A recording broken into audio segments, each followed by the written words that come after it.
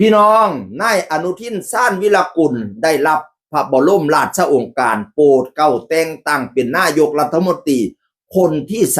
32สมัยที่2แล้วพี่น้องเอ๋ยกล่าวสำนึกในพระมหากรุณาธิคุณจะมุ่งมั่นปฏิบัติหน้าที่อย่างเต็มกำลังความสามารถด้วยความซื่อสัตย์สุจริต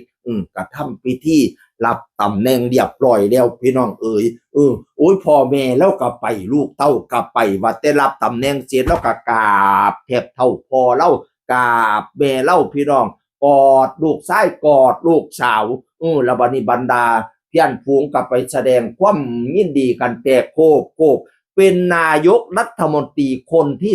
32สมัยที่2พี่น้องเอ๋ยสมัยแรกนั้นมาขัดตาทับเนาะเป็นจักเดียนสมัยนั้นพี่น้องเอ๋ยตอนเพียไทยเพิ่นสละตำแหน่งยุคมันเราก็ให้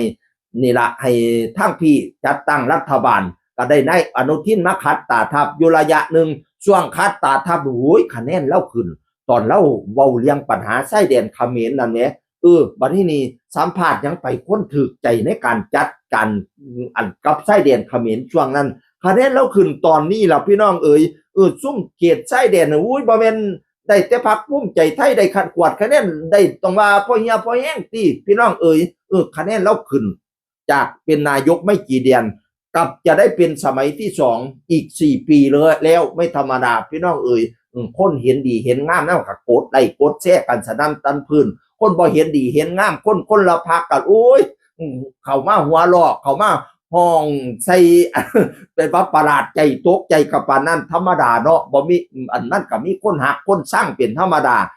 มันกษัตริย์มันบ่มีหลายพรรคดอกพี่น้องเอ๋ยพรรคผู้เพิ่นฮักเพิ่นก็กดหัวใจกดไล่ให้ผู้เพิ่นบ่มักเพิ่นก็กดหัวล้อกดอันนั้นอันนี้กดลูกตาสวดตาดอย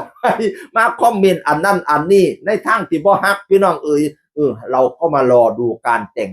การทำงานก็แล้วกันเนาะแล้วก็ยังไม่บอกหรอกว่าฮักไม่ฮักเราจะดูที่การทำงานถ้าทำงานดีเราก็ชื่นชมถ้าทำงานไม่ดีก็สมัยหน้าก็ไม่เรียกเท่านั้นละพี่น้องเอ๋ยนี่แหละคือประชาธิปไตยคันเฮาเห็นว่าเขาทำงานดีเฮาก็ต้องชื่นชมคันเขาทำงานบ่ดีสมัยหน้าจะไปเรียกอีกเช่นนั้นมันเป็นระบอบประชาธิปไตย4ปีแรกเรียกที่พี่น้องเลือกคนดีๆมาปองบริหารประเทศชาติ